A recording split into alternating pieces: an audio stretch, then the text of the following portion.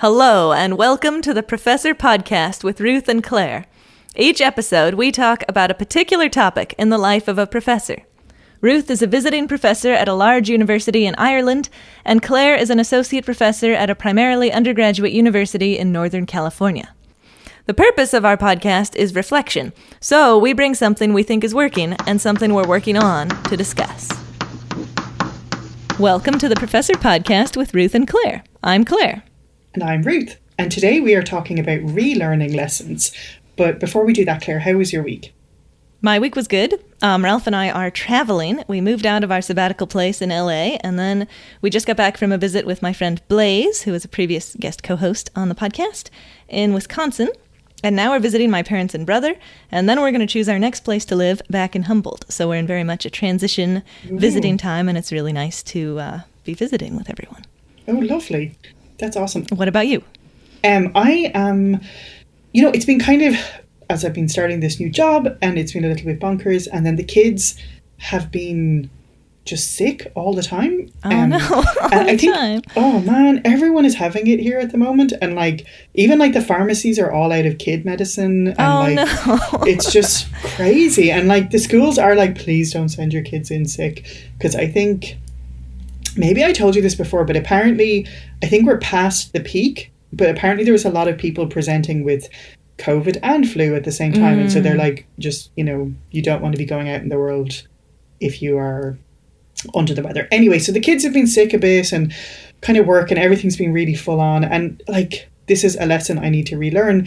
But then it doesn't take a lot to bring you back from the brink, do you know? And so on Wednesday this week after work, because I work in town, I went and got my hair cut, and then I went to the shop and I bought some smelly soap, and then I went to this place and had a really amazing salad and read my book while I was eating. And I was home by 7 p.m, but I felt like I'd gone to Paris or something. Yes, I was I'm this cosmopolitan lady who's been, and it was absolute magic. So I just felt, it's just funny, right? Because you're no, I actually need to go on to some kind of spa break for 10 days. You're not really. You probably just need to eat a salad and get to read your book and no one's yelling at you. And, Oh, I love it. My kids are lovely, by the way. They just are grumpy because they're sick and, just yelling. I would be too. Yeah. But, so it was just so lovely. And I think I appreciate, working in town is kind of fun. In town, I mean, in the city centre. And, you see so many people on the commute. And anyway, I felt like someone could make a sitcom about me and my dynamic life in town for 2 hours, but it was so good. So yeah, that was walking good. Along the cobbled streets, I know, your salad and soaps. Do you know what I think was the best thing about it was apart from the haircut appointment, I had no plan. Oh, that's do you know wonderful. what I mean? And so I was do I want a salad or do I want a burger? And then it was this new place, and it just was that felt very liberating, because I think with a new job and then when the kids are sick, you're okay, can someone mind this kid for 2 hours while I go in and go to this meeting and come back? And everything just feels so negotiated every second of the day. And so just being I don't know, maybe I'll buy this smelly soap, or that just felt very well, that's so nice. Yeah. I love it. It was lovely. It was very good. So do you have a quote for us today?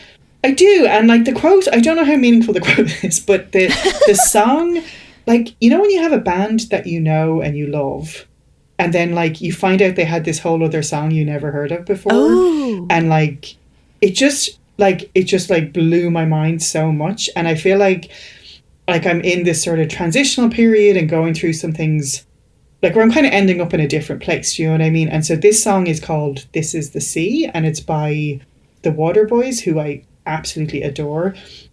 And the line is, it's all about basically, you're kind of having this journey in, you're in the river and then you're going to arrive at the sea. So it's, once you were tethered, but now you are free. That was the river. This is the sea. Ooh. But the song is just so amazing. So I highly recommend people go and listen to it. But yeah, it's just the whole idea of arriving in a different place. And because I had a moment a couple of weeks ago where I was I've just made a terrible mistake. All I can do is teach. I can't possibly do this new job. And I was completely losing my mind. But, it's different, but it's going to be fine. It's an arrival in a new place. So yeah. Arriving at the sea sounds great. Yes, exactly. Exactly. Oh, I love it. So today we're talking about relearning things. And so kind of what I was thinking about this is I'll have a moment when I seem to understand, or at least almost understand, how to do something, like how to take constructive criticism or how to appreciate every moment or how to feel the way I want to feel about whatever project I'm working on. And I'll be like, well, this is great, huge epiphany. And then a few days later or a few weeks later, I'll be struggling with the exact same issue as though I had never had that epiphany. And I'll be like, didn't I already solve this issue? What was the solution? No idea. So I'm interested in reflecting on approaches to better maintain those breakthroughs. So that's what we're talking about. Well, even one time I went back and listened to some old episode we had, and I was like, whoa, like what I was saying, like anyway. But I was like, did I know that then? Because I don't know it now, but like it was just weird. This is a great idea I've never thought of before. It's a great thing I heard myself say. So That's so funny. So what's working for you with relearning things? So something that has been working for me, I don't know, like I kind of started, not really on purpose, but I started journaling a lot about 3 months ago. Oh, and it's sort of funny because like there's a store over here that is like really great, really cheap stuff called Tiger, and it's just awesome. But like I buy all of these really like precious notebooks and I never use them for anything because they're so precious, right? And they can only be used for whatever. So like I had this really scrappy notebook from Tiger, and for some reason that was the magic. So I've been journaling for 3 months, but then recently I got to the end and I'm like, well, now I have to go back and buy the same notebook because I'm a very weird creature of habit. So yeah, but the one thing I've been doing is like writing in it every night. But then I pick a page at random and go back and read. Oh, that's cool. What a great system. Right. And like I go back and I'm like, wow. You know what I mean? And it's often, I'm like, wow, like I realized that 2 months ago, so why do I still feel this way? Whatever. But like it's really interesting. I've never done that before. So it's really interesting to go back. That's awesome. I love that. And I don't know if it really snaps me into the new lesson or whatever, but it is, it's helpful, to see that all of this stuff is a spiral. Do you know what I mean? And like, even though, because sometimes I'm just like, I've gone so far down the wrong path, but it really isn't. It's just, you're going around in your cycle. And then totally agree. Sometimes it does land and I'm like, oh yeah, that is true or whatever. So that I'm finding really helpful. I love that so much. I really love, journaling is something a lot of people do, and you hear a lot about it, but I haven't heard that idea of going back and reading a page.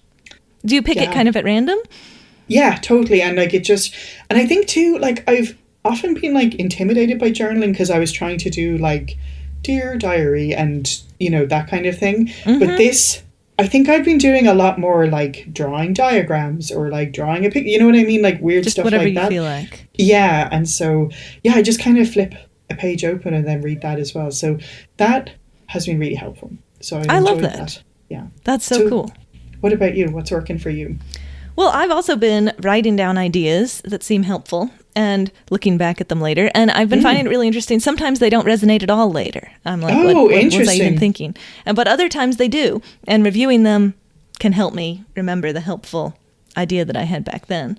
And sometimes I try to like ascribe, I guess I'm being like, maybe I'm being too formulaic here, but I try to ascribe a thing like I eat slowly, which helps with appreciating the moment, or some reminder about why I decided that it would be nice to eat slowly or something like that. So it's like a thing to do and a reminder of why I'd want to do it. Like I appreciate and truly focus on what's happening right now, which helps with self-consciousness and happiness or something like that. Right. So the idea is, and I feel like it does work, is if I'm feeling like I'm having trouble with self-consciousness, then I'm like, oh, here's something I could try that has worked before. But interestingly, like I just read that while I was preparing for this episode, and it didn't resonate with me at all because right now I'm like, I'm super confident. Why would I have any trouble with that, But I know that sometimes I do get in this loop, and so I don't know, I have that there. I like that you're not like you write down why or like, you know what I mean? Because otherwise it can become like you can become immune to phrases or like it just becomes, sure. I don't know what it is, but yeah, so it's good to be But it's funny, I feel like you should almost have different envelopes. Like, dear not so confident Claire, please open this, you know what I mean? And like, confident Claire doesn't need to read this, but not so confident Claire does.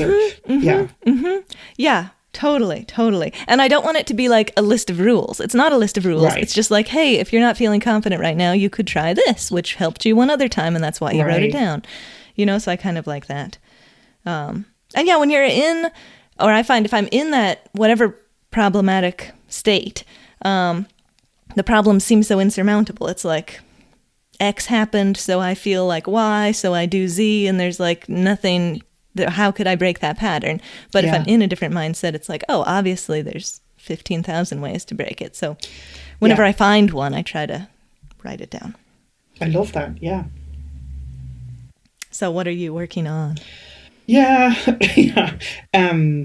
I'm working on, it's funny that I used that word earlier on, because now I'm talking about here the bad type of spiral. So like when you are spiraling and just trying, like, I think I'm still, I love the way my greatest spiritual journey was the MRI tube, but like, I think we talked about in a previous episode about me losing my mind in an MRI tube and finding peace somehow in the tube. But yeah, like it's just sometimes I just go so automatic, like I'm on autopilot and I'm spiraling, and like it's just at that moment it's so hard. I think the MRI tube was so dramatic. Do you know what I mean? And like it was sort of easier to address and be like, oh, okay, I really need to get back into my body here because I'm losing. Yes. But my other spiraling is on a lower key level, but I'm still kind of, you know what I mean? And so just to sometimes try and get back into my own, to recognize it's happening. Because usually it's only when I've landed afterwards, I'm like, oh, I've been completely out of my mind for the last 2 days or whatever. That doesn't mean like, it's not like I'm like, you know, running riot or something, but just kind of a bit on autopilot or, you know, whatever it is, the doom stress cycle or whatever. So just something to kind of, recognize when it's happening, and then trying to like, again, those lessons that I know work and things that do work. And like, you know, it's funny because like sometimes it's like the spiral wants you to stay in the spiral, so it actively works against you. Do you know what I mean? So it's like you don't want to go for a walk, you just want to sit here and like, stew. You'd much rather sit here and mope rather than go on a walk, even though you know going on a walk would be helpful for not moping. No, totally. I mean, that's why, it's a feedback loop. I totally agree. And that's how it's, I know exactly what you mean. Like when you're in that mindset, whatever it is, the ways out just don't even make sense. You don't even realize that you're in the mindset, or you do, but don't care to do anything about it. That's really interesting. Yeah. So you're working on noticing before you're out of it, that you're in it, so that you can take some steps. Is that what you're saying? Yeah, totally. And like there's things that like, you know, the things you know will help. Like perhaps going for a walk, or like I think I was telling you, like in the MRI tube, it was like wiggling opposite toes or whatever. Like but things that kind of, someone was using the phrase like embody you again, like get you back. Because sometimes I just get so cerebral and like totally up in my head that it's just it's deeply unhelpful. So I think, trying to remember those things that are helpful. And then also like, you know, what I was talking about earlier, because sometimes you're just like, no, like I just feel so bad. And really you just need to read your book for 20 minutes. You know what I mean? Exactly. Or like, it's not always, you don't need to go and like be hypnotized or reprogrammed or something. Like you just need to like take a minute, or like, you know. Yeah. It's not actually a major disaster. It's just you need 20 minutes wiggling your toes and reading your book or whatever it is. Totally. Yeah. So what about you? What are you working on?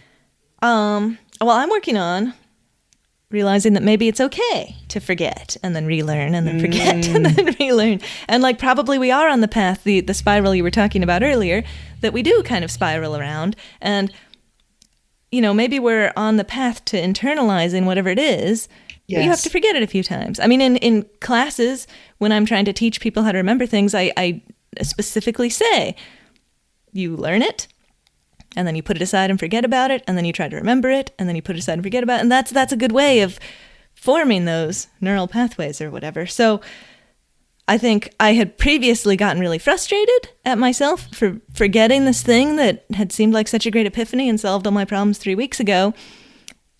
but I think it's okay. I'm learning it again, and I'll keep doing it a few times. Totally fine. That's how learning is. No need to be frustrated.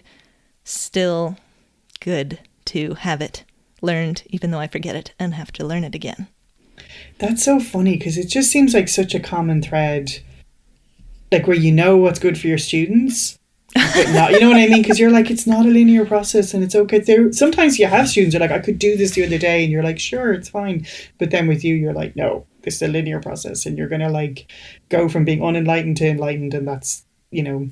You're so right. That does happen all the time, where you're like, students, of course, don't worry, have a growth mindset. And I know. It's so easy such to a fixed forget. mindset for me. So yeah, totally. That's a really good example. And like, I was thinking, so you're talking about getting yourself back, like you're in the overwhelmed state or the negative state or whatever it is, and not even really noticing until you get back out. So that kind of comes back to what I was talking about like I'm trying to remember the things by having them written down. So I need to first remember, I should go look at my list of items, and then actually decide to go look at the list of items.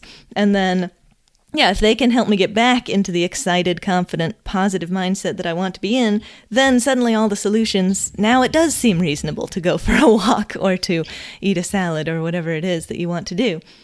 Even though it doesn't seem reasonable for some reason. I know. But it's funny, you know, because like that episode we did ages ago about the lessons from the sabbatical, I think, and you're like, you know, being overwhelmed even though all of the stuff had, like the day-to-day stuff was not there. Yeah. And like that, I was like, whoa, like I'm never going to forget this moment. And then like, you know, I've had to remind myself about that so many times. But it's like, because I think I've talked about this on here, like my biggest not friend, enemy even, is the magical thinking and the like, once I get to this place, and even I'm doing it a bit with this is the C thing, it's like once I land it'll all be fine and I'll be grand, you know what I mean? And so I think that was super helpful to me, and I keep trying to come back to that one. I love that. Well, that's kind of, yes, exactly, keep coming back to whatever it is that is helpful. I love that. Okay, I have a question for you. Okay, what's your question? Okay, so, you know, you were saying, like, because sometimes things land differently or come different. You know what I mean? And, like, so do you know the way for a long time I've had the mantra in my head, like, one foot in front of the other, when I was in full crisis mode and moving and all of those things. And now that doesn't feel, like, right for me. Do you know what I mean? Now it feels more like, go have the salad and read your book or smell the flowers or whatever, you know, like really lift your head up and look around you kind of thing. So have you had that experience where you're like, this is my mantra and this is the words I want to live by, and then you're like, actually I've outgrown that's not really working for me now? Yes, for sure. That happens all the time. For a while I had the mantra like, I am a powerful human being in charge of my destiny and choices or something like that, and that really spoke to me. I wish everyone could see the arm movements you were doing when you said that. That's amazing. So sorry, yes. Very powerful arm movements going on over here. And I really felt like I needed to be empowered and to remember that I was choosing to do all the things that I got to decide. And that's still very important. But now my mantra is more about I am appreciating and fully enjoying every moment and all the things that are right here, right now. And that is helping me, I don't know, it's helping me not be overwhelmed. It's helping me not be anxious. It's helping me think about the actual things that are going on and that I'm doing and put my all into them and really enjoy them. And so it's kind of, I think we do kind of, you know, what worked last week might not work this week. There's lots of different directions that we want to go or that help us feel empowered or confident or relaxed or whatever it is we want to feel. So I totally agree. Yeah, my mantra has changed. And I'm sure that sometimes being the powerful in charge of things mantra is still useful, but it's just not the one that I need at this exact moment. I heard somebody also like referring, like, because I really like in the spiral, and then also like seasons. Like there's different, you know, times and where you have different energy levels or different challenges or whatever, and so different things. So I'm liking this idea. I think because sometimes with the relearning lessons, it feels a little bit like you could just be trying to shoehorn something in, like, well, this worked for me last week, so it needs to, you know, but I like the idea of like accepting that you might have moved on from that or outgrown Yeah. that and you need a different And thing. Totally. Sometimes on my list, like I look back at my list and there's some things there and I say, I don't even want this on my list anymore. Like I put it on for some good reason. It was meaningful to me then, but right now it's giving me the wrong vibe. Gone. Yeah. Totally. So, and that's kind of like how, like I can't take your mantra, you can't take my mantra. It just has to be the right mantra for you at this moment. Which is hard, right? Because people are often trying to sell you their mantras. And, sure. And their mantras are probably really helpful, and they could be really helpful to you. And I'd love to hear your mantra, but I might need to fine tune it to work for me. Yes. I love it. Well, okay, cool. Thank you, Ruth. I kind of was thinking of this episode being like, okay, I need to figure out how to like always have the same approach, but I'm feeling it's more like the spiral and reflection and what resonates. I think so. It's what do you need right now? And I really am excited about this concept of that it's okay that we are relearning things. And it doesn't have to be, I had my epiphany and I never need to think about it again. Of course, we need to reflect on things again and come back around to them and see how they fit with this current thing. And I think that's fine. Yay. Okay, cool. Thank you. Thanks, Ruth.